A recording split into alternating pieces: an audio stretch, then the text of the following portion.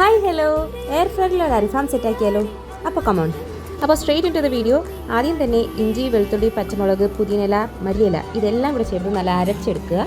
അതിലേക്ക് കുറച്ച് നാരങ്ങാനീരും ആഡ് ചെയ്തിട്ട് മുളക് പൊടി, മഞ്ഞൾപ്പൊടി, ഗരം മസാല, ചിക്കൻ മസാല, പിന്നെ കുറച്ച് തൈരും കൂടെ ആഡ് ചെയ്തിട്ട് നല്ല പേസ്റ്റ് ആക്കി എടുക്കുക. ഈ മസാല യൂസ് ചെയ്തിട്ട് ചിക്കൻ നല്ലപോലെ മാരിനേറ്റ് ചെയ്ത് വയ്ക്കുക. ഒരു 30 മിനിറ്റ്സ് എങ്കിലും ഫ്രിഡ്ജിൽ വെച്ചാൽ അത്രയും നല്ലത്.